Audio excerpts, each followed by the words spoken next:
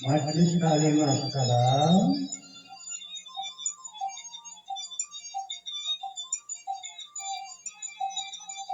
menayangkan video ceramah judul asli akibat gila dunia, suara asli Kiai Haji Julian Endik, ditayangkan dengan judul Yasil di dunia hasanah wafil hasanah, mencapai kebaikan di dunia dan kebaikan di akhirat. Saksikan sampai selesai supaya tidak gagal paham.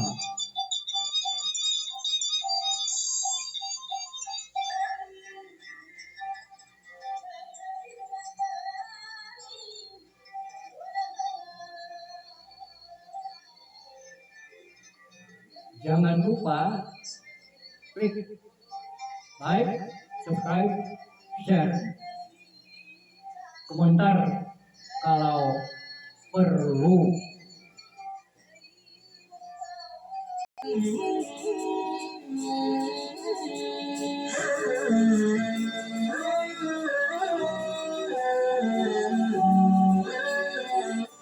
Assalamualaikum warahmatullahi wabarakatuh. Waalaikumsalam warahmatullahi wabarakatuh. Bismillahirrahmanirrahim. Alhamdulillahi rabbil alamin. Wassalatu wassalamu ala ashrafil anbiya'i wal mursalin, imamil muttaqin, sayyidil ghurril muhajjalin, wa ala alihi wa ashabihil mujahidin at-tahirin, amma ba'du. Saudara-saudara kaum muslimin rahimakumullah, seorang muslim adalah seorang yang berpandangan luas, berjiwa lapang. Maksudnya apa? Tujuan jangka pendek dan jangka panjang ini harus dia raih kedua-duanya.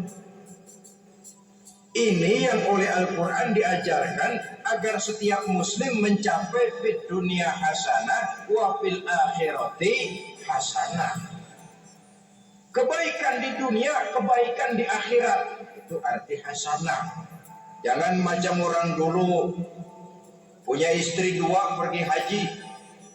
Yang satu yang muda istrinya namanya Hasanah, yang satu namanya Khadijah. Waktu tawaf keliling Ka'bah, si suami ini nggak bisa doa apa-apa kecuali Rabbana atina itu.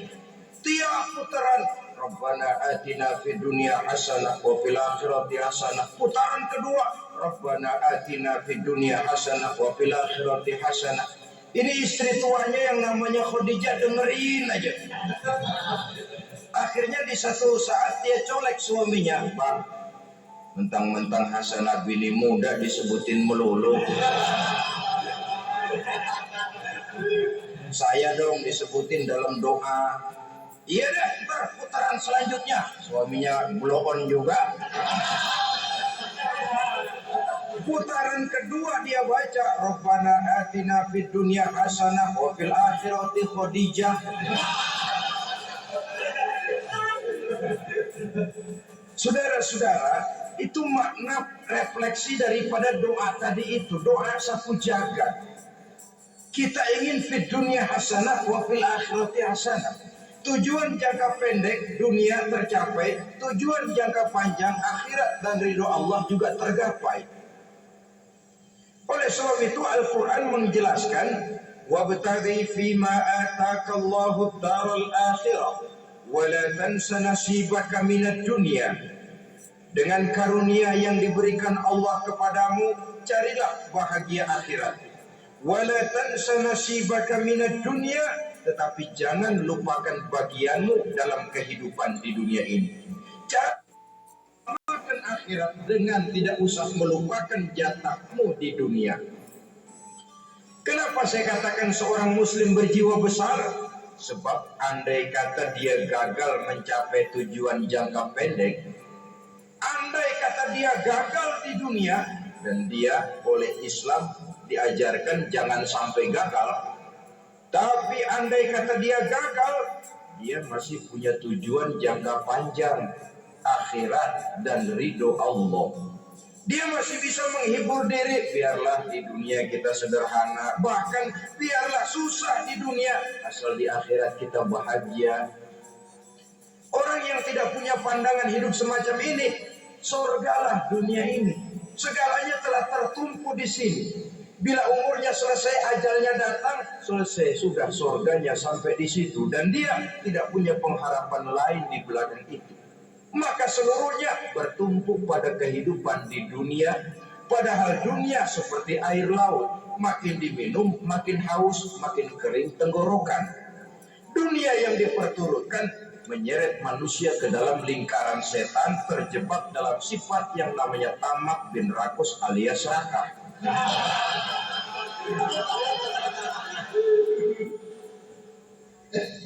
Andai kata dia gagal untuk tujuan jangka pendek, dia masih punya tujuan jangka panjang, akhirat.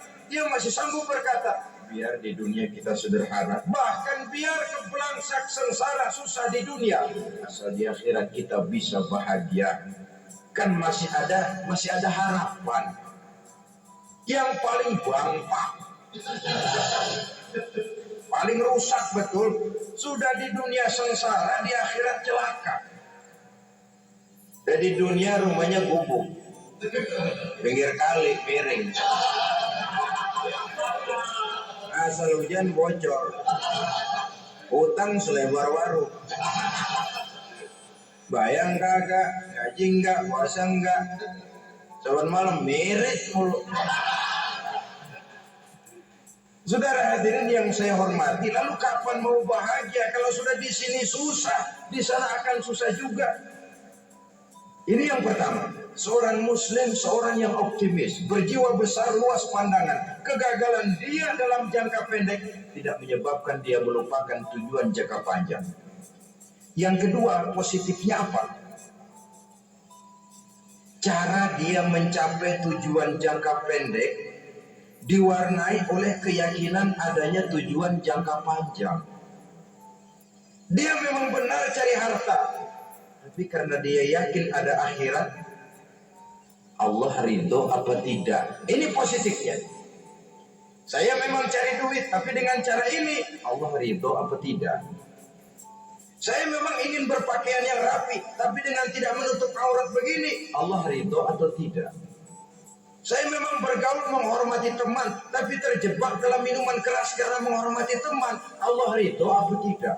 Ini orang yang punya tujuan jangka panjang. Segalanya diberikan bingkai dengan pertanyaan, Allah ridho atau tidak. Keyakinannya terhadap tujuan jangka panjang mewarnai gaya hidupnya di dunia ini, mencapai tujuan jangka pendek tadi. Mau minum, Allah ridho apa enggak ini? Mau makan, yang saya makan Allah ridho apa enggak ini? Pendeknya apapun yang mau dia kerjakan, karena dia punya keyakinan tujuan jangka panjang, dia selalu menimbang terhadap ridho Allah tadi. Jadi tanpa prestasi ibadah, kita nol besar dalam pandangan Allah. Ini nilai manusia yang hakiki di sini. Ini makna inna akramakum indallahi atqakum. Di akhirat nanti kan tidak pernah akan disidang, kamu pendidikan setinggi apa? Tidak. Gelarmu berapa renteng? Profesor, doktor? Tidak. Akhirat hanya menyidang kau sholat atau tidak, kau puasa atau tidak, kau zakat atau tidak. Diberikan kamu harta yang banyak, dari mana kau dapat, kemana kau belanjakan. Prestasi ibadah itu yang ditanya. Setinggi apa pendidikan, sebanyak apa pengalaman, no problem. Tidak jadi masalah di akhirat itu. Prestasi ibadah itu yang akan kita persembahkan di hadapan Allah.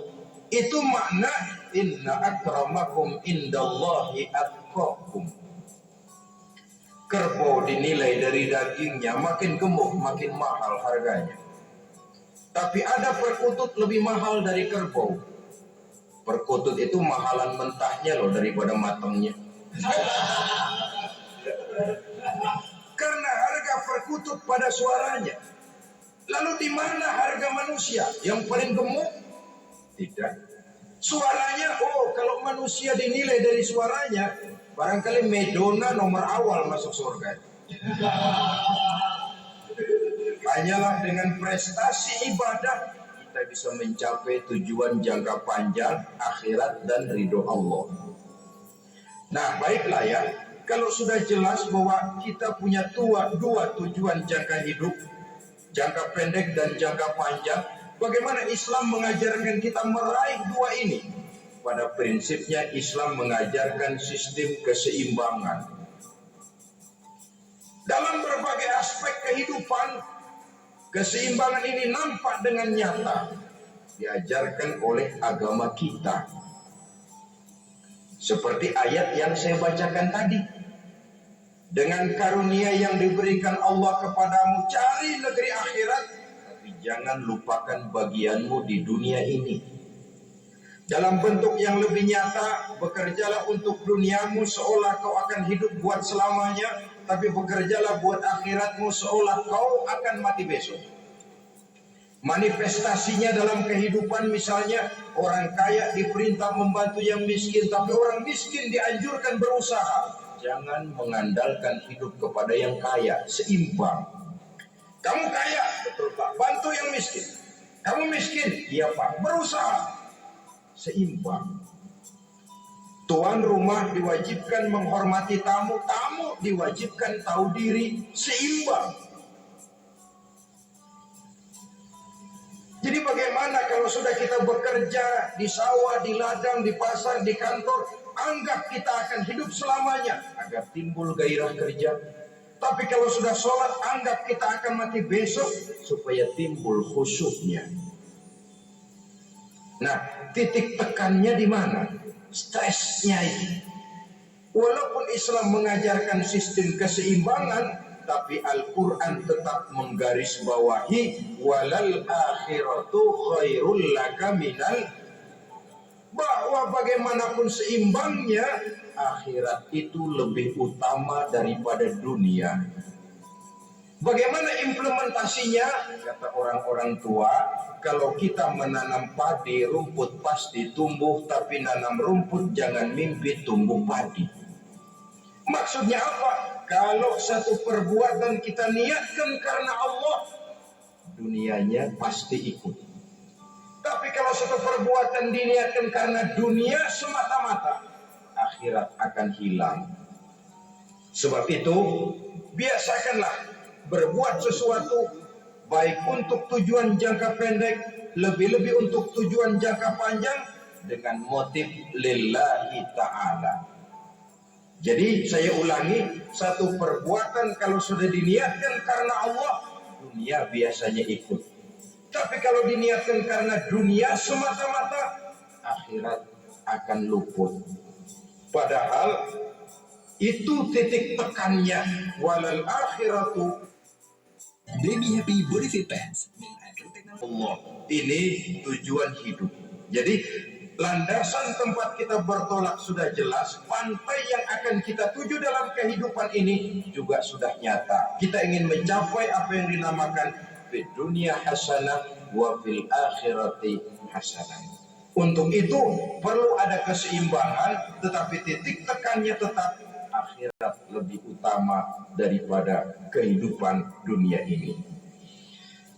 Sekarang kalau sudah ada dasar hidup, sudah ada tujuan yang akan kita capai, tentu harus ada alat untuk mencapainya. Semuanya perlu sarana. Bahkan pada hakikatnya dalam kaidah usul fikih para ulama mengajarkan lil wasail hukmul maqasid. Sarana dan tujuan hukumnya sama. Ini mestinya mendidik umat Islam jadi pinter. Jangan cuma berpikir melaksanakan satu pekerjaan, tapi juga berpikir menciptakan sarana untuk terwujudnya pekerjaan itu. Misalnya umat Islam wajib pergi haji kalau mampu, kan begitu toh? Kalau dia umat Islam Indonesia, tentu pergi hajinya ke Mekah. Mekah, Jeddah, Mekah, Indonesia perlu sarana angkutan untuk sampai ke sana. Kapal laut, kapal udara, Artinya umat Islam harus maju di bidang teknologi, bisa menciptakan pesawat, bisa menciptakan kapal laut, sarana yang akan menyampaikan dia untuk bisa melaksanakan ibadah haji. Selama ini kita bertumpu kepada pemikiran, pokoknya kan yang penting gue pergi haji pakai apa kayak gue punya duit. Dari segi pribadi memang barangkali begitu. Tapi sebagai umat yang harus mencapai kemajuan, apabila diperintahkan melaksanakan sesuatu, kita pun hakikatnya dituntut menciptakan sarana untuk menunjang pelaksanaan sesuatu itu sendiri. Agama mengajarkan an-nazafatu minal iman, kebersihan sebagian daripada iman. Siapa yang menciptakan mesin cuci? Sabun-sabun keras, deterjen, rinso dan lain sebagainya. Siapa yang menciptakan air condition, pembersih ruangan? Kita hanya berpikir pokoknya kan bersih, mau pakai apa kek? Kita jarang yang berpikir kepada pewujudan teknologi modern untuk menerjemahkan hadis itu. Syukurlah belakangan ini sudah muncul teknokrat muslim yang di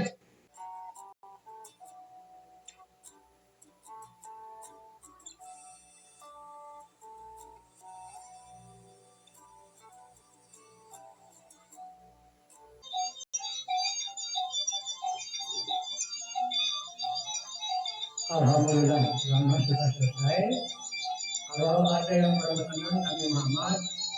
Assalamualaikum warahmatullahi wabarakatuh.